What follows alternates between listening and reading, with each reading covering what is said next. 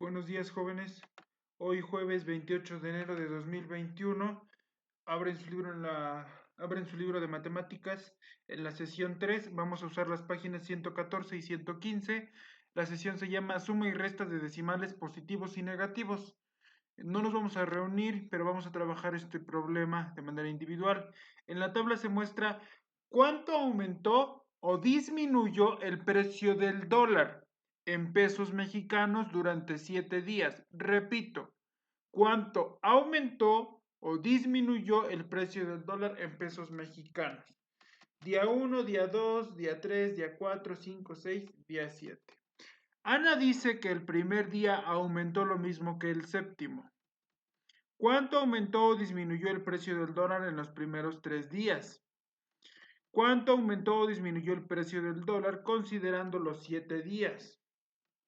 Si al inicio de la semana cada dólar costaba 17.55, ¿cuánto costó al término del día? Bueno, recuerden que para hacer esto vamos a utilizar la jerarquía de operaciones. Primero se hace lo que va entre los paréntesis, como no hay paréntesis se cancela, ¿sí? Después se hace lo que son multiplicaciones y divisiones, como no hay multiplicaciones y divisiones se cancela. En el último nivel están las sumas y restas, ¿sí? Las sumas y restas, y es lo que tenemos aquí. Entonces, de acuerdo a la jerarquía de operaciones, tenemos que hacer la que aparezca primero a la izquierda, ¿sí? Que es positivo 0.2 más menos 0.27, ¿sí? Ya te da un resultado. Después, lo que te salga vas y le sumas lo del día 3, lo que te resulte de eso, le sumas lo del día 4 y así te vas para poder responder la penúltima pregunta, que es cuánto aumentó o disminuyó el precio del dólar considerando los 7 días. ¿Sale? Está muy sencillo, simplemente tienes que ir aplicando sumas. ¿Sale? Acuérdate lo que ya hemos platicado, que cuando tenemos la suma de un número positivo más un número negativo, pues se coloca en el resultado el símbolo del que tiene mayor valor absoluto, es decir, el que está más alejado del cero, ¿sí? Y pues ya sería una resta. Después, la tabla muestra las temperaturas máxima y mínima en ciertas regiones del planeta. Anoten lo que falta en las casillas vacías. Luego respondan. Fíjense, del lado izquierdo está la región, después la temperatura máxima, después la temperatura mínima. Operación para saber la variación. Operación para saber la variación. La máxima es de 56.7 en el primer ejemplo, menos 9.4, ¿sí? 56.7 menos 9.4. ¿Cuál será la variación? ¿Cuál será la variación? Bueno, dato interesante, tuvo que pasar más de un siglo para que la temperatura del planeta subiera 0.85 grados, ¿sí? Vas a empezar con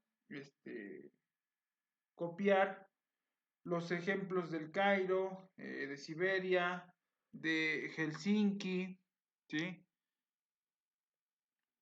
A la operación para saber la variación. Una vez que ya los hayas terminado, pues ya vas a poder empezar con las operaciones, ¿sí? Por ejemplo, te digo, en el primer caso es 56.7 menos 9.4, ¿sí? El resultado, pues ahí llevaría el símbolo del que tiene mayor valor absoluto. ¿Cuál sería? Exactamente, el del 56.7. Por lo tanto, el resultado sería positivo. Entonces, ahora, como tenemos una resta y tenemos el siguiente número es negativo, aplicamos el inverso aditivo. Aplicamos el inverso aditivo y en lugar de seguir siendo una resta, la vamos a convertir a suma, ¿sí? La vamos a convertir a suma porque tenemos menos 9.4. Entonces utilizamos el inverso aditivo de menos 9.4, que sería 9.4. Entonces 56.7 terminó siendo una suma más 9.4, que nos daría como resultado 66.1 si no me equivoco, ¿sale? Una vez que ya tienes resuelto el primer ejemplo, pues puedes resolver el segundo, el tercero y el cuarto. ¿Cómo sumar y restar números fraccionarios y decimales con signo? Ese es el título que debes poner en tu libreta para observar el recurso audiovisual, que es este.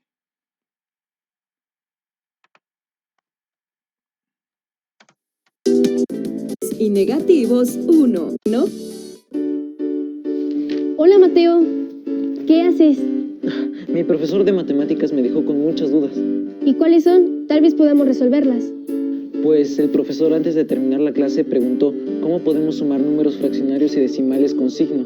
Busquemos algo que pueda ayudarnos. Sí. En el Caribe mexicano, una tortuga se encuentra comiendo a 7 octavos de metro bajo la superficie. Después, sube 1/5 de metro para continuar alimentándose. ¿A qué distancia se encuentra bajo la superficie? Una manera de plantear el problema es menos 7 octavos más 1/5. Si ubicamos el 0 como el nivel del mar, pondremos el menos a los 7 octavos, porque está bajo el nivel del mar, y más 1/5, porque subió hacia la superficie. Observa que una fracción tiene signo negativo y la otra positivo. Haremos lo mismo que con los números enteros. Vamos a buscar la diferencia. El signo que se conservará en este caso será el negativo, porque menos 7 octavos es el número con mayor valor absoluto. Resolvamos la operación. Primero, buscamos un común denominador. Para ello multiplicamos los denominadores. 8 por 5 y nos da 40, lo que significa que convertimos las dos fracciones en cuarentavos. Después, buscamos dos fracciones equivalentes que tengan el mismo denominador para cada uno de los productos. Primero, para menos 7 octavos. Como multiplicamos 8 por 5 para obtener 40, también multiplicamos 7 por 5 igual a 35, lo que nos da 35 cuarentavos. Como la fracción es negativa, la fracción equivalente que acabamos de generar también es negativa. Ahora obtengamos una fracción equivalente para 1/5. Como multiplicamos 5 por 8 para obtener 40, también multiplicamos el numerador por 8. 1 por 8 igual a 8. Entonces tendremos 8 cuarentavos. Ahora ya podemos hacer la operación. Menos 35 cuarentavos más 8 cuarentavos. La diferencia entre 35 y 8 es 27. Como 35 cuarentavos tiene un valor absoluto mayor y signo negativo, entonces colocamos el signo de menos, lo que nos da menos 27 cuarentavos. Como esta fracción ya no se puede simplificar, podemos decir que la tortuga se encuentra a menos 27 cuarentavos de metro bajo el nivel del mar. Una pregunta interesante. ¿La tortuga se encuentra a mayor o menor profundidad de medio metro? Argumenta tu respuesta. Resolvamos otro ejercicio. Beto compró con su tarjeta de crédito una pala en 245 pesos con 75 centavos y una carretilla en 715 pesos con 40 centavos. Después realizó un pago a su tarjeta por 850 pesos con 50 centavos. ¿Cuál es su deuda actualmente? ¿Cómo se puede plantear esta situación? Utilicemos números negativos para las deudas y positivos para los abonos. Sumemos las deudas para saber cuánto debe Beto en total. Como ya hemos visto antes, cuando sumamos dos números negativos, el resultado es otro número negativo. Usemos el algoritmo de la suma. Hay que alinear el punto decimal para sumar enteros con enteros y decimales con decimales, y colocar el 0 para que los dos números tengan centésimos. En el resultado agregamos el punto decimal y resolvemos la suma de la forma acostumbrada. Así obtenemos el resultado 961.15. Como estamos sumando dos números negativos, el resultado de la suma es otro número negativo. El total que debe Beto es 961 pesos con 15 centavos. Ahora sumamos el pago que realizó. Cuando sumamos un número negativo con un número positivo, buscamos la diferencia y le colocamos el signo del número con mayor valor absoluto. Entonces, Beto continúa con una deuda en su tarjeta de crédito de 110 pesos con 65 centavos. Gracias, Emma. Ahora podré comentar en clase lo que acabo de aprender. ¿Lo ves? No fue difícil. Nos vemos en la salida. Sí, en donde siempre para comprar helados. Vaya, un ejemplo tan sencillo, pues nos da mucha información, ¿verdad? Y nos puede aclarar más el tema.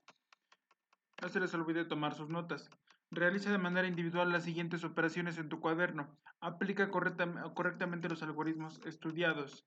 Menos 00.45 más 1.1 menos 1.0002.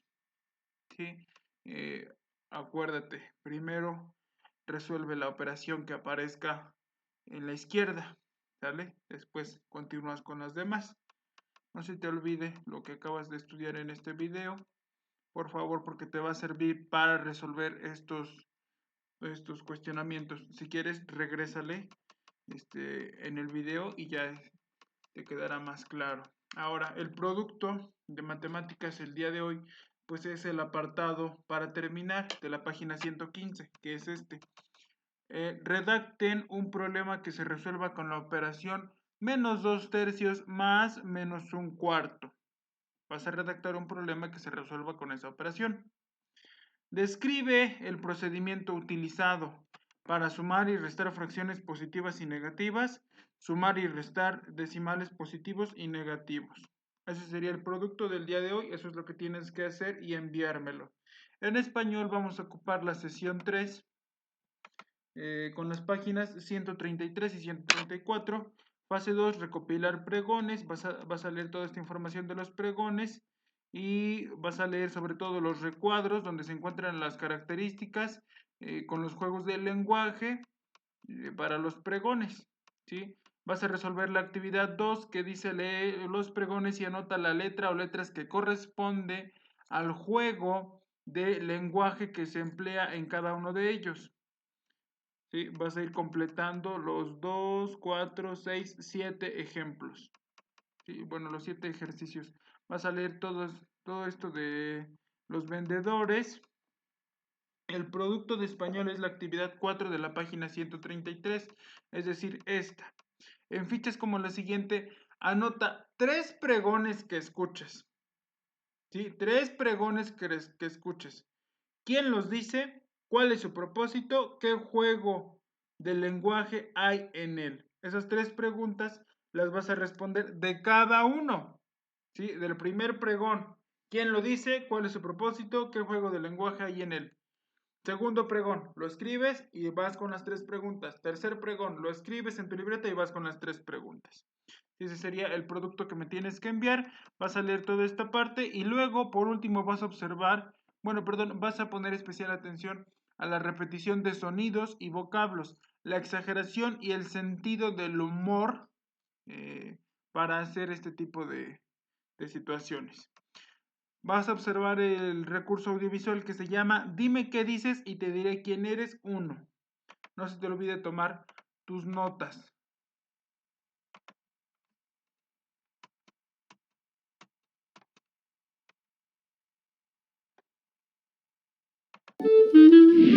Bienvenidos a su programa Cocina de Autor. En el segmento El Café de las Musas, el tema de hoy es los pregones. Ha llegado nuestro primer invitado, don Cástulo Vázquez, uno de los pregoneros oficiales de la época novohispana. Bienvenido, don Cástulo. No son peras ni son perones, son manzanas para los mirones. Gracias por invitarme a este maravilloso programa. Gracias a usted. Y ahora demos la bienvenida a nuestra siguiente invitada, Lolita Pérez, la mejor vendedora de fruta de esta calle. Hola, qué gusto estar aquí. Buenas tardes. Para empezar, don Cástulo, ¿nos puede decir qué son los pregones? Por supuesto, los pregones son expresiones sonoras que tienen el propósito de, por un lado, dar a conocer decretos provenientes de una instancia de gobierno o institución pública. Actualmente se ven en algunas comunidades rurales. Por el otro, invitar a las personas a comprar un producto o utilizar un servicio. ¿Cuál es el origen de los pregones? Pues es una historia muy interesante. El pregón se originó en la época de la colonia, cuando México se llamaba la Nueva España, allá por el año de gracia de 1524. ¿Y usted qué vende, don Cástulo? Nada, yo soy un pregonero oficial y mi nombramiento me lo dio el ayuntamiento al que pertenezco. Me encargo de comunicar los mandatos de la autoridad que la población debe conocer. Por ejemplo, las fechas en las que los condenados serían ejecutados en la picota o cuando se realizaban celebraciones especiales, etc. ¡El gas! ¿Y tú, Lolita, también eres una pregonera oficial? No, soy una pregonera que ofrece un producto o servicio. También nos conocen como pregoneros de oficio, que vendemos un servicio o producto. Ya desde esa época existían los pregoneros vendedores, como yo, aunque obvio, algunos eran distintos porque los pregones van acorde a una época o región. ¿Podrías darnos algunos ejemplos de expresiones de pregones, Lolita? El agua pura. Tome el agua purificada. Por supuesto. A mí me gusta mucho este que escuché en un viaje a Mérida. Chocoshish, caliente para su cena. Está saliendo ahora. Venga pronto porque se nos gasta y luego le quedamos mal. ¿Pero eso qué es? El chocoshish es chicharrón de res, un platillo típico de Yucatán que conserva su nombre maya. Y se gasta significa que se acaba. Lleve sus ricos tamales calientitos. Llévelos, llévelos. Sí, sí. Entonces el pregonero oficial recibía un nombramiento, un sueldo, y sus pregones eran avisos del gobierno o autoridad. Lo ha dicho perfectamente. Y también existían pregones de muy diversos oficios y que eran frases ingeniosas, a veces en rima, para anunciarse gritando por las calles.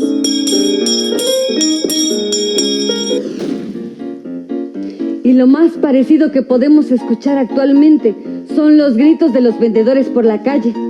A veces usan equipos de sonido o grabaciones.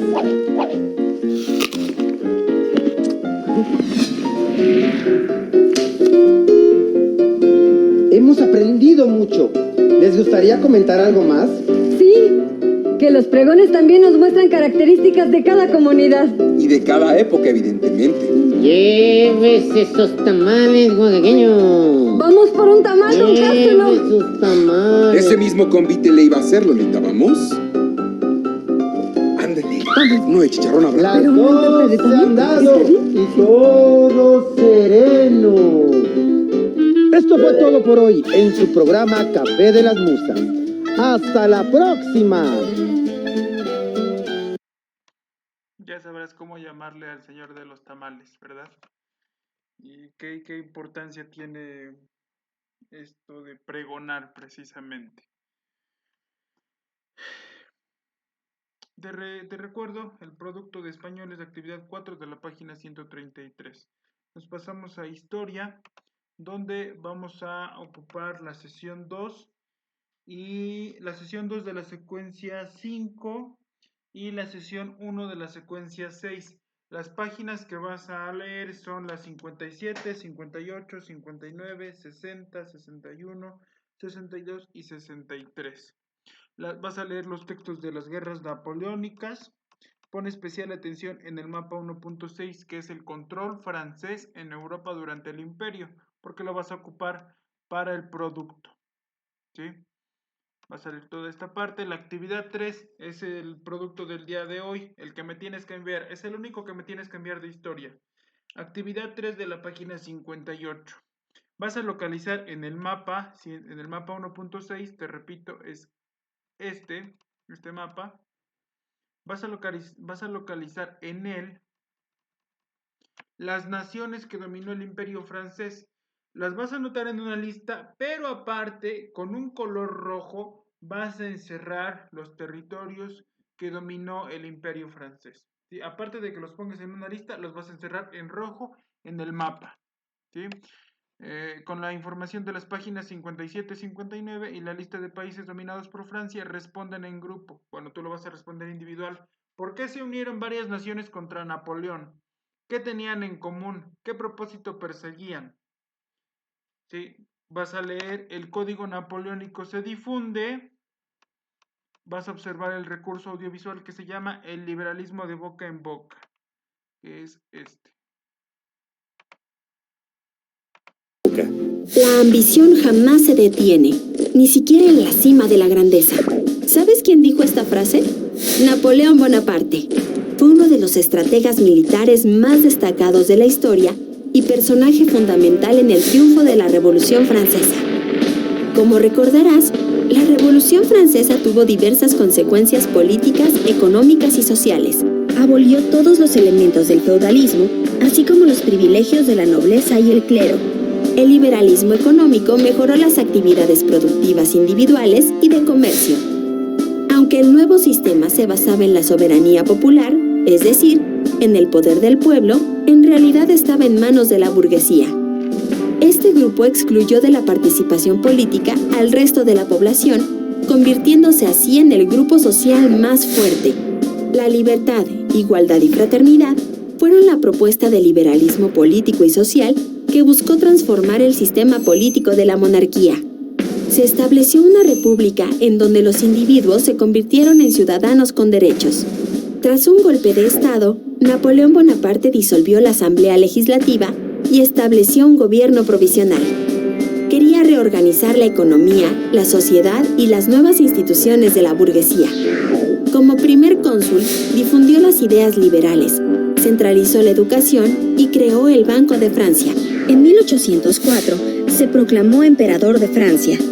Como emperador, favoreció los intereses de los industriales, comerciantes y banqueros.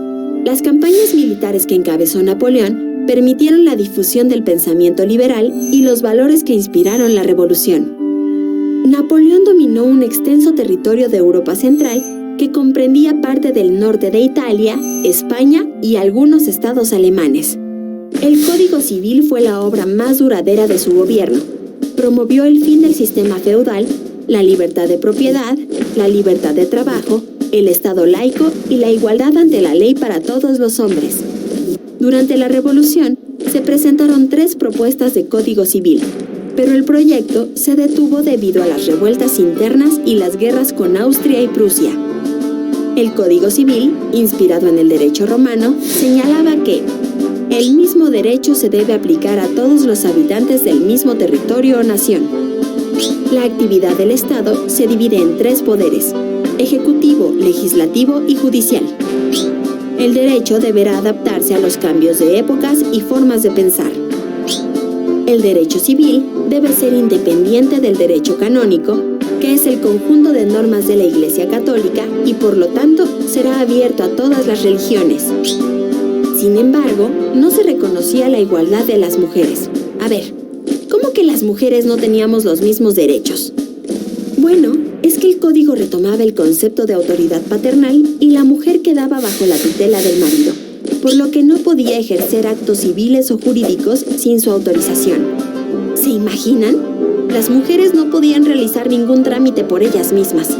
Los principios de la Revolución Francesa se difundieron por Europa a través de la guerra y su aportación más importante fue el Código Civil. Las campañas militares fueron contra las monarquías y las guerras de conquista eliminaron el régimen feudal. A partir de de ese momento, los sistemas políticos y económicos en Europa no volvieron a ser los mismos. Así que las conquistas de Napoleón ayudaron a difundir los ideales del liberalismo. ¡Qué interesante!, ¿verdad? Ahora los invito a que investiguen más sobre la vida y obra de Napoleón Bonaparte. ¡Hasta la próxima! Recuerden que de estos videos se puede sacar mucha información porque son esencia del contenido. Después van a leer el Congreso de Viena, ¿sí? Van a ir subrayando las ideas principales. Esta actividad 4 no la van a realizar porque pide un apoyo y nosotros nos vamos a basar solamente en la actividad 3 de la página 58 para que no se les haga muy pesado para ustedes. Esto lo vamos a comentar en Zoom, bueno, la culminación de la secuencia 5, y vamos a iniciar con la secuencia 6 que se llama Ilustración en Iberoamérica. Ponemos especial atención en el mapa 1.7 de la división política de América en 1794, ¿sí? Imagínense el virreinato de Nueva España. Pueden ahí observar en el ejemplo, ¿sí? Viene hasta con colores y sobre todo que los países que dominaban.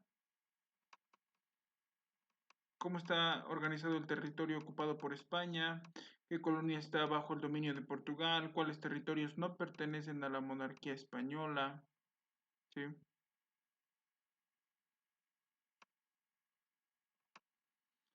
Manos a la obra, las colonias de España en América. Van a leer todo este texto.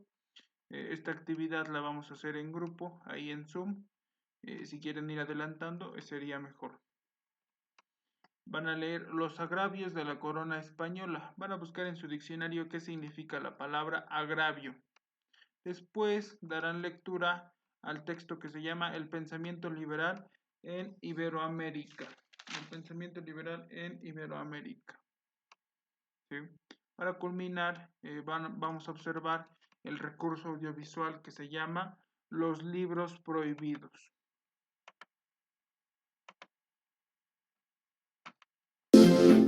En el año 2010, en una escuela primaria de California, Estados Unidos, fue prohibida la lectura de un libro. Sí, escuchaste bien. En la actualidad existen libros prohibidos. ¿De qué libro se trataba? Caperucita Roja. ¿Sí? La misma que se enfrenta al lobo feroz. A los censores no les pareció adecuada una parte de la historia y lo prohibieron. En América, durante el periodo colonial, fueron prohibidos muchos libros, pues se consideraba que atentaban contra las instituciones del virreinato y la corona española. En 1231, el Papa Gregorio IX creó un tribunal con el objetivo de acabar con la herejía, es decir, con todo lo que se oponía a los dogmas de la fe católica y así evitar la intromisión del poder civil en el ámbito religioso. Este tribunal se conoce como Inquisición. Por su parte, los reyes católicos de España, para mantener el orden social y la unidad política, persiguieron a los disidentes, es decir, a protestantes, judíos y musulmanes. Felipe II, rey de España, implantó los tribunales del Santo Oficio en el continente americano en 1570. Primero en Lima, Perú, poco tiempo después en México y más tarde en Cartagena de Indias en Colombia. Como ya vimos, la Inquisición tuvo como objetivo acabar con la herejía. Pero ¿qué medios utilizó para evitar la difusión de las ideas ilustradas en América? Durante el siglo XVIII, las ideas de la Ilustración se difundieron poco a poco en España y en sus colonias americanas. En un contexto donde los americanos buscaban la libertad económica, la Inquisición se encargó de controlar la difusión de libros con ideas peligrosas, es decir, de aquellas ideas que estaban a favor de las nuevas ideas liberales y se oponían al régimen monárquico. Por lo cual, los representantes del Santo Oficio inspeccionaban todos los barcos que llegaban de Europa y revisaban las casas cuando se enteraban que algún libro lograba llegar a las colonias americanas.